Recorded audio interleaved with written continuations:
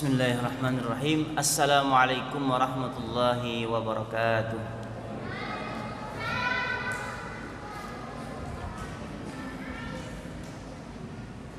Alhamdulillahirabbil alamin. Assalatu wassalamu ala asyrafil anbiya'i wal mursalin sayyidina wa maulana Muhammadin wa ala alihi wa sahabatihi ajma'in. Rabbi shrah li sadri wa yassir li amri wahlul 'uqdatam min lisani yafqahu qawli. Amsayna wa amsa mulku lillahi walhamdulillahi la syarika lah, la ilaha illa huwa wa ilaihin nusyur. Qala Allah ta'ala fil Qur'anil Karim wa huwa asdaqul qailin. A'udzu billahi minasyaitonir rajim. Bismillahirrahmanirrahim. Subhanalladzi asra bi 'abdihi lailan minal masjidil haram ilal masjidil aqsa alladzi barakna haulahu linuriyahu min ayatina innahu huwas samiul basir. Shadaqallahul azim.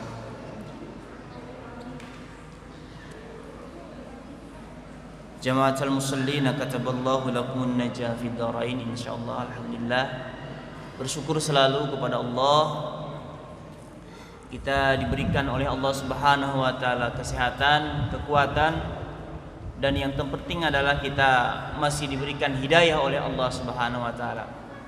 Hidayah berupa keimanan, istiqomah kita dalam keimanan itu adalah merupakan salah satu anugerah terbesar.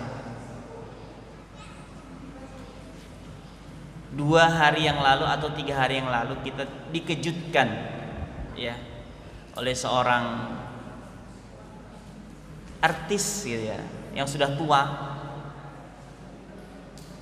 gitu ya, yang berpindah keyakinan di hari menjelang senjanya, berpindah keyakinan, melepaskan keimanan ya, melepaskan keimanan kepada Allah Subhanahu wa taala. Maka dikatakan di dalam Al-Qur'an yang tadi saya bacakan, ulaikal ladzina istarau dhalalata bil huda. Ulaikal ladzina istarau dhalalata bil huda. Ini berbicara tentang orang-orang munafik ya. Mereka ini adalah orang-orang yang istarau dhalal, membeli kesesatan dengan hidayah. Sudah diberikan hidayah oleh Allah Subhanahu wa taala, lalu kemudian tersesat ya. Nah, itulah jemaah sekalian rahimakumullah, mengapa hidayah ini sangat penting dan harus senantiasa kita jaga, dan itu yang terberat. Bahkan Rasulullah SAW pun ketika diturunkan ayat yang tentang istiqomah di dalam keimanan itu sangat berat. Istiqomah maknanya adalah memegang syahadat, kesaksian keimanan kita sampai akhir hayat kita. Istiqomah di sana, tidak goyang. Nah, jamaah sekalian rahimakumullah, di dalam peristiwa Isra dan Mi'raj ini kita masih berada di bulan Rajab ya. Mana-mana masjid, mana-mana kajian sering mengulas tentang peristiwa bersejarah bagi umat Islam, bahkan bersejarah untuk dunia. Mulai zaman Nabi Adam sampai Nabi Muhammad ya, peristiwa itu hanya terjadi sekali dalam sejarah manusia. Tentu peristiwa ini adalah peristiwa yang luar biasa, dan peristiwa ini terjadi di zaman Nabi Muhammad SAW, yaitu peristiwa Isra dan Mi'raj. Di dalam peristiwa ini benar-benar menguji keimanan orang-orang yang beriman kepada Allah Subhanahu wa taala itu benar-benar diuji, sehingga dengan peristiwa Isra dan Mi'raj ini terbagi menjadi 3 golongan manusia. Dengan peristiwa Isra dan Mi'raj ini juga Allah Subhanahu wa taala ya ingin memfilter keimanan seseorang.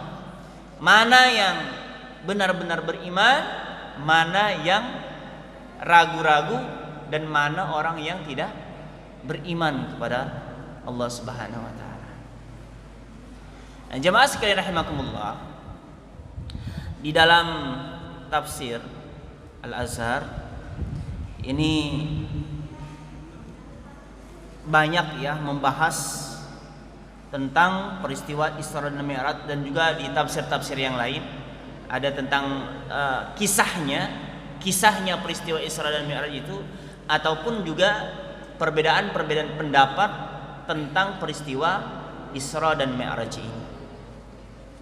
Ada satu tulisan bagus ya yang saya dapatkan, dan ternyata tulisan ini setelah ana bandingkan dengan tafsir, ya hanya apa istilahnya itu ringkasan dari tafsir, sehingga dia penjelasannya lebih rinci. Kalau di tafsir banyak sekali pendapat ini dan seterusnya dan seterusnya. Nah, dalam peristiwa Isra dan Mi'raj ini ada beberapa hal yang perlu kita ketahui. Yang pertama tentang apa itu Isra dan Mi'raj, definisi daripada Isra dan Mi'raj itu sendiri. Kemudian kapan terjadi peristiwa Isra dan Mi'raj? Karena di sini ada beberapa pendapat. Ya, ada beberapa pendapat tentang kapan terjadinya peristiwa Isra dan Mi'raj. Lalu kemudian yang ketiga ada lagi perbedaan pendapat tentang roh dan jasad. Ya. Roh dan jasad atau roh saja atau jasad saja, karena ada beberapa pendapat. Ada yang berpendapat bahwa Isra dan Mi'raj itu rohnya saja. Ada juga yang mengatakan bahwa itu adalah roh dan jasadnya, fisiknya Nabi Muhammad. Ada juga yang berpendapat bahwa Isra-nya itu jasad, ketika Mi'raj-nya itu adalah roh. Apakah dalam mimpi atau lain-lain sebagainya. Ini juga ada beberapa perbedaan pendapat. Nah, kemudian yang berikutnya adalah tentang hikmah. Yang terpenting adalah hikmah daripada peristiwa Isra dan Mi'raj itu. Ya, peristiwa daripada Isra dan Mi'raj itu. Jemaah sekalian rahimakumullah, peristiwa Isra dan Mi'raj ini adalah merupakan kejadian yang luar biasa, yang di luar nalar manusia. Apalagi kejadiannya pada zaman Nabi Muhammad pada saat itu, tidak seperti sekarang ya. Media komunikasi, transportasi itu sudah sangat canggih. Pada zaman Nabi Muhammad transportasi itu belum ada transportasi mesin. Ya. Perjalanan darat itu menggunakan unta atau kuda atau jalan kaki ya. Nah, pada zaman Nabi Muhammad itu perjalanan dari Masjidil Haram ke Masjidil Aqsa itu ditempuh kurang lebih 40 hari. 40 hari. Itu pulang pergi atau pergi saja itu ya. Dalam keterangan itu selama 40 hari, sebulan lebih. Perjalanan yang digunakan untuk dari Mekah ke Masjidil Aqsa, dan jaraknya itu sekitar 1239 km. Jarak antara Masjidil Haram ke Masjidil Aqsa. Berarti kalau kita ke Samarinda jaraknya sekitar 400 km ya. Berapa kali? Ya, sekitar 3 kali bolak-balik 3 ya. Itu ditempuh dalam kurun waktu 40 hari. Nah, jemaah sekalian rahimakumullah, ketika peristiwa Isra dan Mi'raj itu, Rasulullah Shallallahu Alaihi Wasallam itu berada di rumah Ummu Hani, salah satu kerabat Rasulullah Shallallahu Alaihi Wasallam. Ummu Hani itu ibnu Abu Thalib. Ya. Jadi beliau tidur atau menginap di sana. Nah, kejadiannya adalah pada malam hari sebagaimana dalil dalam Al-Quran surah Al-Isra ayat yang pertama. Subhanalladzi asra bi'abdihi lailan minal masjidil haram ilal masjidil aqsa lailan. Jadi ayat ini jamaah sekalian rahimakumullah, ini benar-benar sudah disusun oleh Allah Subhanahu wa taala. Kalau kita dalami, kalau kita cermati dan renungkan ayat ini, maka akan bertambah keimanan. Sesungguhnya akan bertambah keimanan karena susunannya itu sudah luar biasa. Sebuah peristiwa besar disampaikan atau dituliskan dengan sebuah kata yang luar biasa untuk menambah keimanan dan keyakinan. Tentu kalimat atau kata yang digunakan itu bukan kata yang sembarangan, tetapi kata-kata yang dari sisi logatnya, dari sisi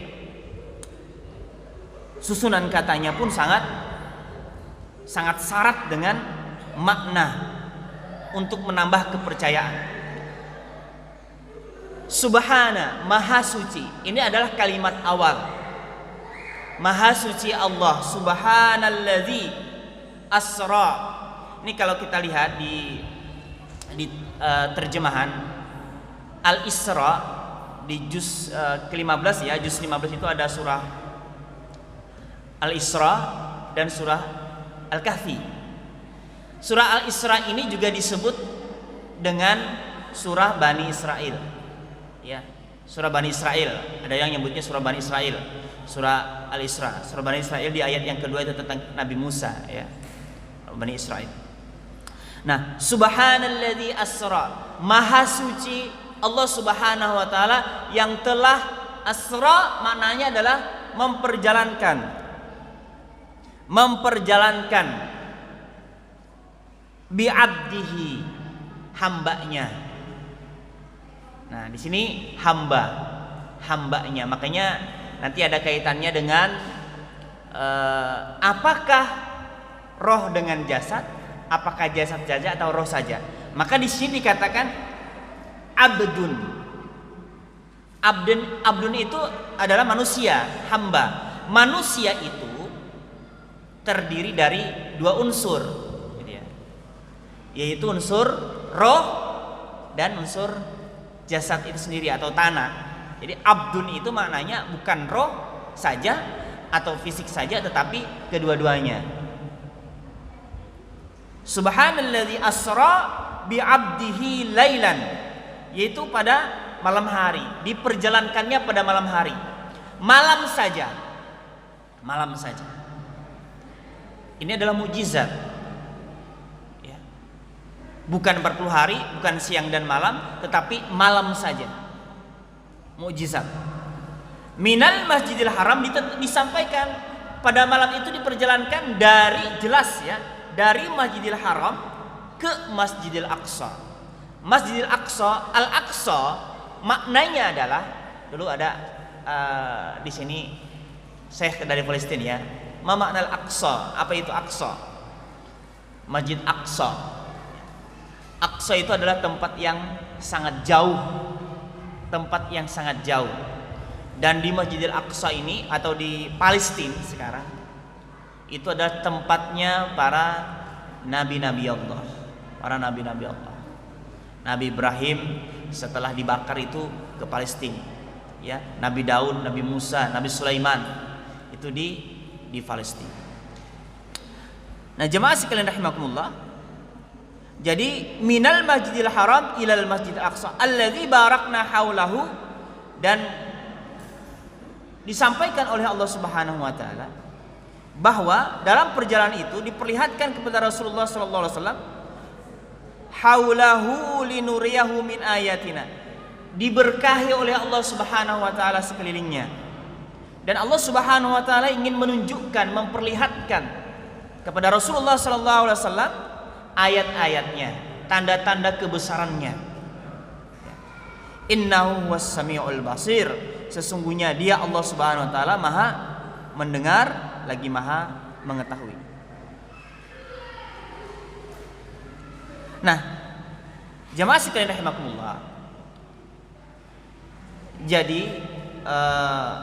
kalau didefinisikan makna daripada Isra dan Mi'raj, Isra itu artinya perjalanan secara horizontal. Perjalanan secara horizontal dari Masjidil Haram ke Masjidil Aqsa. Sedangkan Mi'raj itu adalah perjalanan secara vertikal dari Masjidil Aqsa naik ke langit pertama sampai 7, lalu kemudian terus lagi ke Mustawa, sampai lagi terus ke atas sampai di Sidratil Muntaha, tempat yang tidak ada mengunjunginya kepada Rasulullah SAW. Bahkan dalam perjalanan itu ya diperlihatkan kepada Rasulullah SAW bagaimana surga, bagaimana neraka, bagaimana tumbuh-tumbuhan di surga, dan seterusnya dan seterusnya. Rasulullah kemudian bertemu dengan para nabi-nabi Allah, Nabi Ibrahim di Baitul Ma'mur dan seterusnya. Ketika subuh tiba, ini ketika subuh tiba setelah perjalanan Isra dan Mi'raj itu, Rasulullah subuh ya, lalu kemudian salat subuh, dan di situ setelah salat subuh itu Rasulullah menyampaikan kepada Ummu Hani bahwa beliau telah baru datang dari Masjidil Aqsa gitu ya. Diperjalankan oleh Allah Subhanahu wa taala, bahwa aku telah diisrakan, diperjalankan oleh Allah dari Masjidil Haram ke Masjidil Aqsa. Ya. Nah, apa kata Ummu Hani? Wahai Muhammad, wahai Nabi Allah, janganlah engkau ceritakan peristiwa ini kepada orang lain, jangan. Ya. Khawatir dia. Ketika Rasulullah menyampaikan kepada Ummu Hani bahwa dia telah diisrakan oleh Allah, kata Ummu Hani, jangan engkau ceritakan kepada orang lain peristiwa ini, karena dia tahu kalau ini diceritakan mungkin akan banyak orang yang menertawakannya, banyak yang mencemoohnya, banyak yang tidak percaya lagi, dan seterusnya dan seterusnya. Itu mungkin yang ada dalam pikiran Ummu Hani. Tapi apa kata Rasulullah? Tidak, ini mesti diceritakan. Rasulullah itu bersifat tabligh, sidik, fatanah, ya. Jadi apapun yang beliau alami itu disampaikan kepada umatnya. Nah, bagaimana kejadiannya? Awal cerita ketika Rasulullah SAW menyampaikan kepada khalayak, kepada masyarakat, yang pada saat itu ada yang mengatakan terjadi pada tahun ke-12 dari kenabian. Ya, jadi setahun sebelum Rasulullah hijrah ke Madinah. Setahun sebelum beliau hijrah. Itu kejadian setelah Rasulullah Shallallahu Alaihi Wasallam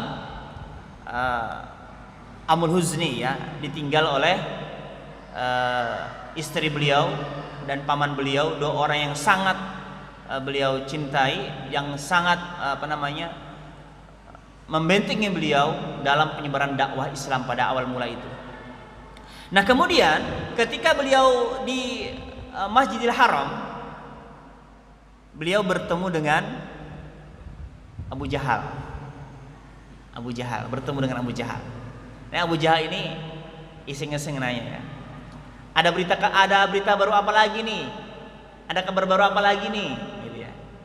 Semacam mencemooh. Oh iya, kata Nabi Muhammad, ada. Aku tadi malam diisrakan dari Masjidil Haram ke Masjidil Aqsa di Palestina. Wah, ini berita baru bagi Abu Jahal, ini berita baru. Mantap banget nih. Sebentar, jangan kau cerita dulu. Tunggu di Balairung, di sebuah tempat gitu ya. Aku akan panggil orang-orang. Dan sebenarnya ini tujuan Nabi Muhammad, memang ingin menyampaikan kepada khalayak ramai. Ketemu Abu Jahal, langsung dia yang mengumpulkan. Dan Nabi Muhammad harus menyampaikan gitu. Dan itu tujuan beliau. Abu Jahal bangga gitu ya. Wah, ini sudah tidak ada istilahnya mati kutu sudah ini Nabi Muhammad gitu. Ini pasti sudah kalah, nggak ada orang lagi yang percaya. Jadi dikumpulkan semua orang-orang di satu tempat ya. Lalu kemudian Nabi Muhammad SAW menyampaikan, ayo Muhammad, silahkan kau sampaikan apa yang terjadi tadi malam. Dengan bangganya Abu Jahal mengatakan seperti itu. Lalu kemudian Nabi Muhammad menyampaikan apa kejadian peristiwa itu. Maka dari peristiwa ini, jemaah sekalian rahimakumullah, banyak sekali orang-orang yang menertawakan, orang yang mencemooh, yang baru-baru masuk Islam, baru-baru percaya kepada ajaran Nabi Muhammad di awal itu, mereka sudah mulai ragu. Bahkan ada salah satu kalau dikatakan sahabat terlalu ini ya, apa namanya, yang baru masuk Islam, Mutim bin Adi, dikatakan disebutkan dalam riwayat, aku baru saja mengimani, susah payah beriman, mempercayai kepada Nabi Muhammad, ajaran Nabi Muhammad. Tapi dengan berita ini, ya, dengan berita yang disampaikan oleh Nabi Muhammad ini, aku yakin kamu adalah pembohong. Masya Allah. Karena katanya aku itu ke Palestina itu selama sebulan lebih itu perjalanannya itu. Nah, kamu bercerita cuma 1 malam, logikanya nggak masuk oleh Mu'tim bin Adi tadi. Maka dia kemudian menarik keimanannya, ya, tidak percaya kepada Nabi Muhammad SAW dan apa yang dia sampaikan. Lalu kemudian berita itu tersebar, cepat tersebar. Jadi berita yang seperti itu cepat menjadi viral, apalagi sekarang ini. Zaman Nabi Muhammad aja berita yang itu sudah sangat viral, ya. Cepat tersebar. Dan kemudian berita itu sampai kepada Abu Bakar As-Siddiq. Abu Bakar As-Siddiq. Dan disinilah luar biasanya.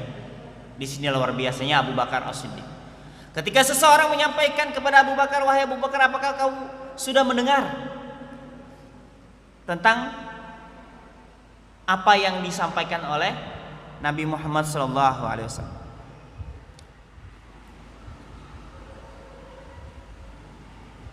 Lalu kemudian, memangnya apa, kata Abu Bakar, memangnya apa yang disampaikan oleh Nabi Muhammad? Lalu dia disampaikan bahwa Nabi Muhammad telah diperjalankan dari Masjidil Haram ke Masjidil Aqsa. Ditanya oleh Abu Bakar, apakah benar itu Nabi Muhammad yang mengatakan? Iya, benar. Kata Abu Bakar, aku percaya.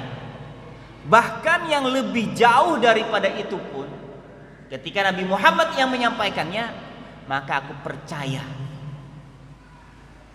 Disinilah keimanan Abu Bakar yang benar-benar 100% bersih, gitu ya.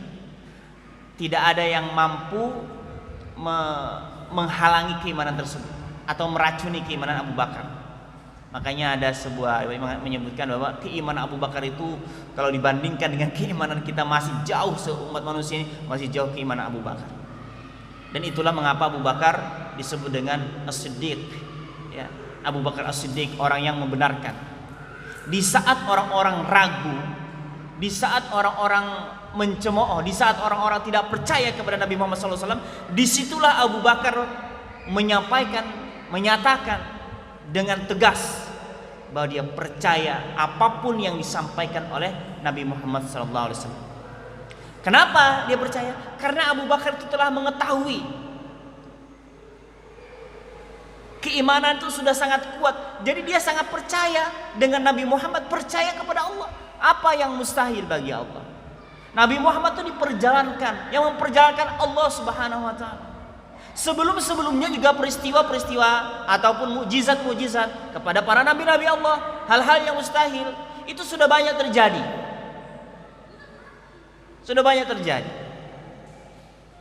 Jadi sesuatu yang Allah inginkan itu mudah saja bagi Allah Subhanahu wa taala. Apa bedanya dengan Nabi Ibrahim dibakar kemudian hidup kembali, Nabi Musa mengangkat tongkatnya ke laut kemudian laut pun terbelah, dan seterusnya. Itu adalah kejadian-kejadian yang luar biasa yang akal manusia tidak mampu. Tetapi dengan memiliki keimanan yang kuat kepada Allah Subhanahu wa taala, maka itu tidak, justru akan menambah keimanannya kepada Allah Subhanahu wa taala. Makanya itu terbagi manusia, terbagi jadi 3 bagian. Ada orang yang beriman lalu kemudian ragu dan kemudian tidak beriman lagi. Ada yang memang betul-betul sudah kafir, udah betul-betul tidak meyakini, tidak mempercaya lagi. Dan ada orang yang seperti Abu Bakar, beriman dan bertambah keimanannya kepada Allah Subhanahu wa taala. Nah, kemudian jemaah sekalian rahimakumullah, kapan peristiwa Isra dan Mi'raj itu terjadi? Jadi tidak ada kesepakatan para ulama hadis dan para sejarawan muslim tentang kapan peristiwa ini terjadi.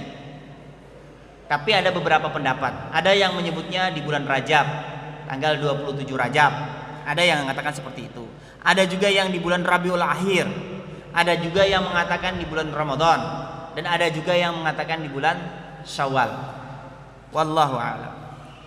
Tetapi peristiwa Isra dan Mi'raj adalah peristiwa yang benar terjadi, karena telah diberitakan di dalam Al-Qur'anul Karim. Namun menurut Imam Ibnu Rajab Al-Hambali mengatakan bahwa banyak ulama yang melemahkan pendapat tentang peristiwa di bulan Rajab, sedangkan Ibrahim bin Harbi dan lainnya mengatakan terjadi di bulan Rabiul Awal. Ini pendapat-pendapatnya. Akan tetapi di sini ada pendapat yang menguatkan bahwa terjadinya peristiwa Isra dan Mi'raj itu adalah pada malam yang ke-27 Rajab. Ini tentang kapan terjadinya peristiwa Isra dan Mi'raj. Nah, kita dalam kalender kita ya, di bulan Rajab itu terjadi peristiwa Isra dan Mi'raj ya. Ini berdasarkan pendapat beberapa ulama yang mengatakan bahwa terjadi pada malam ke-27 Rajab. Lalu kemudian yang ketiga ya, dalam peristiwa Isra dan Mi'raj itu roh dan jasadkah yang diperjalankan itu, atau roh saja dalam mimpi? Apakah orang yang berpendapat bahwa roh saja atau mimpi saja itu termasuk kafir atau tidak? Nah, ini ada beberapa pertanyaan seperti itu. Mayoritas Ahlus Sunnah wal Jamaah meyakini bahwa perjalanan Isra dan Mi'raj yang dialami oleh Rasulullah SAW itu adalah merupakan perjalanan roh dan jasad. Roh dan jasad sekaligus. Hal ini berdasarkan nas, dalil daripada ayat pertama di surah Al-Isra tadi. Subhanalladzi asra bi'abdihi lailan minal masjidil haram ilal masjidil aqsa. Maha suci Allah yang telah memperjalankan hambanya pada suatu malam dari Masjidil Haram ke Masjidil Aqsa. Nah, jadi kata-kata bi'abdihi, abdun, hambanya, bi'abdihi itu menunjukkan bahwa perjalanan tersebut adalah roh dan jasad. Sebagaimana tadi di awal sampaikan bahwa abdun, manusia, itu terdiri daripada roh dan jasad. Jadi kedua-duanya secara bersamaan. Jadi Isra dan Mi'raj ini ya, terjadi dengan jasad dan roh. Ya, Al-Isra wal Mi'raj kana bil jismi war ruh ma'an. Jadi peristiwa Isra dan Mi'raj ini adalah dengan roh dan jismi secara bersama-sama. Hadza qaulul jumhur min ahli ilmi. Ini perkataan Pak jumhur ulama. Wa dzalika qaulu ta'ala subhanalladzi asra bi 'abdihi lailan minal masjidil harami ilal masjidil aqsa alladzi barakna haulahu, dan seterusnya. Jadi wal 'abdu ismun lirruh. Jadi abdun itu adalah ismun untuk roh wal jisim. Jadi yang namanya abdun berarti itu ada rohnya dan ada juga jasadnya. Walaisa asma lirruhi faqat. Bukan nama untuk roh saja, abdun itu bukan untuk roh saja. Wa qad jaa fi hadis Nabi sallallahu alaihi wasallam fi dzikri Isra wal Mi'raj annahu ja'ahu Jibril. Nah, ini kemudian dalam peristiwa Isra dan Mi'raj itu ya, datang Jibril dengan seekor kendaraan hewan gitu ya kan, yang disebut dengan ismuha burak. Burak ini cahaya, kecepatan ya. Burak itu kecepatan, binatang yang sangat cepat ya, disebut dengan burak ya. Burak itu lebih besar daripada keledai ya, jenisnya seperti kuda ya, dan lebih kecil daripada bighal.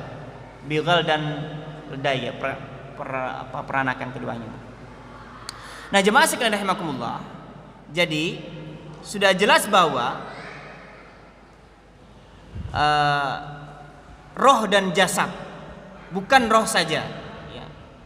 Dan bahwa Jibril mendatangi Rasulullah SAW dengan membawa hewan yang bernama burak, dan dia menungganginya, lalu dengannya pergi ke Baitul Maqdis, dan di sana bersama para nabi beliau melaksanakan sholat sunnah di Baitul Maqdis. Kemudian semua ini menunjukkan terjadinya adalah roh dan jasad. Dan inilah pendapat mayoritas ulama, dan tidak ada yang menyelesainya kecuali ada beberapa kelompok kecil. Lalu kemudian di sini dikatakan, kafirkah orang yang menyatakan bahwa Isra dan Mi'raj itu hanya roh saja tanpa jasad? Apakah dia termasuk kafir? Nah, di sini disebutkan tidak sampai. Jadi ada orang yang berpendapat bahwa Isra dan Mi'raj itu rohnya saja. Memang tidur, nah kemudian dalam mimpi gitu ya. Walaupun mimpi Nabi itu adalah benar gitu ya. Ada yang mengatakan seperti itu, tetapi itu tidak sampai kafir, karena ada pendapat-pendapat juga dari para sahabat yang seperti itu.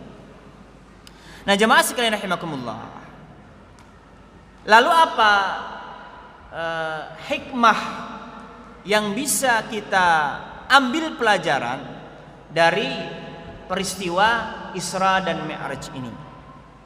Ada minimal 4 hikmah ya yang bisa kita ambil dari peristiwa Isra dan Mi'raj ini.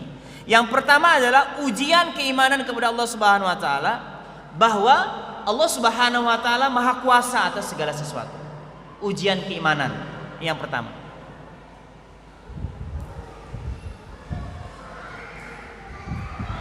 Bagi sebagian orang yang dahulu dan juga yang sekarang, bahwa mereka tidak mempercayai kejadian ini, mereka memandang dengan akal semata ya, bahwa mustahil manusia mengalami kejadian yang seperti ini.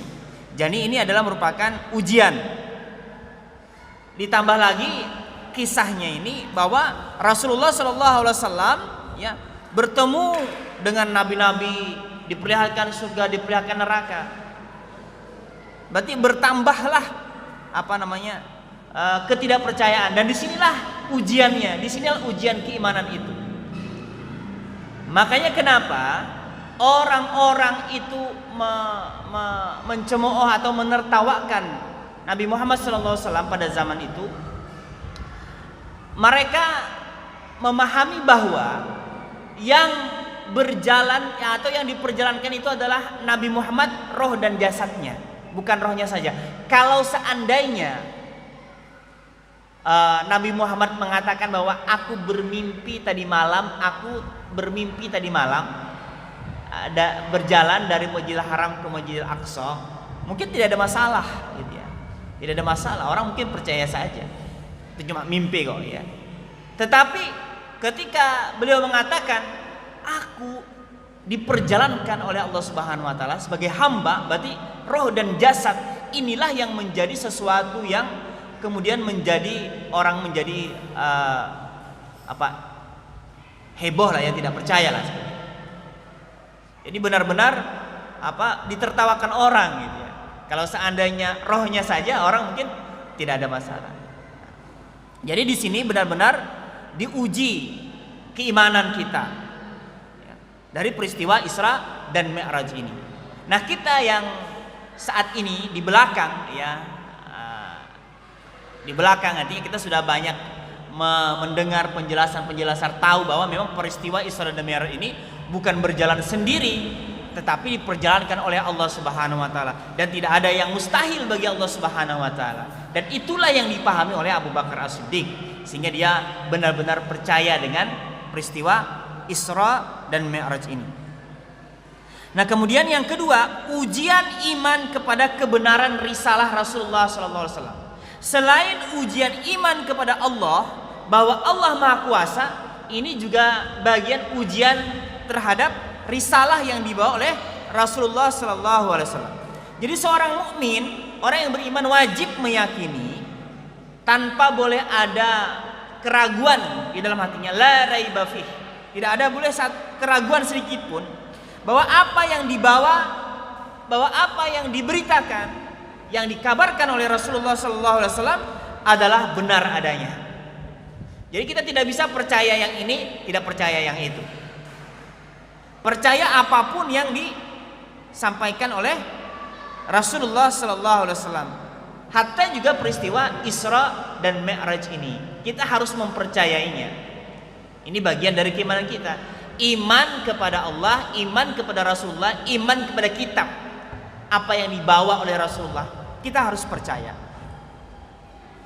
Nah, jemaah sekalian rahimakumullah, lama asra bin Nabi sallallahu alaihi wasallam ila Masjidil Aqsa, ya, ketika Nabi sallallahu alaihi wasallam Isra atau perjalanan malam tersebut menuju Masjidil Aqsa, paginya ya, asbaha yatadasun nas bidzalika fardaddan nasu faman kana amanu bihi sadaqu. Ya, jadi ketika Rasulullah SAW pada pagi harinya beliau menceritakan hal itu kepada manusia dan orang-orang kemudian mengingkarinya. Sedangkan bagi yang mempercayainya dan membenarkannya dan mendengarkan hal itu, mereka kemudian mendatangi Abu Bakar As-Siddiq radhiyallahu anhu. Orang-orang yang tidak percaya, tidak percaya. Orang-orang yang mendengar lalu kemudian membenarkan apa yang disampaikan oleh Rasulullah, mereka kemudian mendatangi Abu Bakar As-Siddiq. Ya. Berarti pada saat itu Abu Bakar tidak ada di tempat, ya, tidak ada dalam pertemuan tersebut. Mereka mendatangi Abu Bakar dan mereka mengatakan, "Apakah kau dengar sahabatmu, yaitu Nabi Muhammad, bahwa dia menyangka melakukan perjalanan pada malam hari menuju Baitul Maqdis?" Kemudian Abu Bakar menjawab, "Ya." Abu Bakar berkata, "Jika benar dia yang berkata demikian, maka dia benar, shadaqah, ya, maka dia telah benar." Mereka mengatakan, "Apakah kau membenarkan apa yang dia sampaikan, pergi pada malam hari tersebut dan pulang sebelum subuh?" Jadi pergi sesudah Isya, pulangnya sebelum subuh. Jarak yang jauh seperti itu disampaikan kepada Abu Bakar, "Apakah juga engkau percaya?" Maka Abu Bakar menjawab, "Saya membenarkannya walaupun jaraknya jauh daripada itu." Ya. Beliau membenarkan berita dari langit baik pada pagi ataupun pada malam harinya. Oleh karena itu beliau disebut dengan Abu Bakar As-Siddiq. Ini yang kedua. Kemudian yang ketiga, hikmah daripada peristiwa Isra dan Mi'raj ini adalah keagungan dan keistimewaan ibadah sholat. Nah, ini terkait dengan sholat, karena dalam peristiwa Isra dan Mi'raj ini Rasulullah Shallallahu Alaihi Wasallam diperintahkan untuk melaksanakan ibadah sholat, dan ini adalah merupakan hadiah, ya, dari Allah Subhanahu Wa Taala, ya, yaitu sebuah perintah melaksanakan sholat. Furidat ala Nabi sallallahu alaihi wasallam Lailatul Isra, Lailatul Isra bihi as-salawatul khamsin. Jadi pertama difardukan atau diwajibkan kepada Nabi Muhammad sallallahu alaihi wasallam salat, ya, yaitu 50 kali. Awalnya 50 kali. Khamsin. Summa nuqidat hatta ju'ilat khamsan. Lalu kemudian dikurangi sehingga tinggallah 5. Nah, kisahnya ketika Nabi Muhammad sampai ke langit ke-6 bertemu dengan Nabi Musa. Nabi Musa mengatakan minta dikurangi lagi sampai bolak-balik sampai akhirnya sampailah 5 ya. 5 ju'ilat khamsan summa nudiya ya Muhammad innahu la yubaddalu qawlu ladayya wa inna laki bihadil khamsin. Jadi wahai Muhammad, kata dalam di sini menyebutkan perkataan itu tidak akan tergantikan dan dengan 5 salat ini sama bagimu dengan 50 kali salat. Jadi nilainya 5 salat itu sama dengan 50 kali. Nah, jemaah sekalian rahimakumullah, jadi peristiwa Isra dan Mi'raj ini meninggalkan satu perintah, dan itu perintahnya sampai hari ini kita melaksanakan. Jadi berbeda dengan perintah-perintah yang lain. Makanya salat itu disebut dengan mi'rajnya ya, vertikalnya bertemunya kita dengan Allah Subhanahu wa taala dalam peristiwa salat tersebut. Dan peristiwa salat ini juga langsung diterima oleh Allah Subhanahu wa taala. Perintahnya bukan di bumi ya, tetapi di langit. Berbeda dengan perintah atau kewajiban-kewajiban yang lain disampaikan oleh Allah melalui malaikat Jibril, dan kemudian malaikat Jibril menyampaikan kepada Nabi Muhammad. Tetapi kalau salat ini perintahnya ya langsung dari Allah Subhanahu wa taala. Dan terakhir hikmahnya adalah kemuliaan tentang Masjid Haram dan Masjid Al-Aqsa. Masjidil Haram dan Masjid Al-Aqsa, sehingga kita jemaah sekalian rahimakumullah, ada 3 masjid yang harusnya kita bisa berziarah ya, berziarah ke 3 masjid tersebut, yang nilainya ketika kita salat di masjid itu tidak sama dengan salat di luar masjid itu, yaitu Masjidil Haram, Masjid Nabawi, dan Masjid Aqsa. Ya, makanya kita berdoa, selalu berdoa dalam salat kita, Allahumma rzuqna ziyarata Masjidil Haram wa Masjidin Nabawi ya.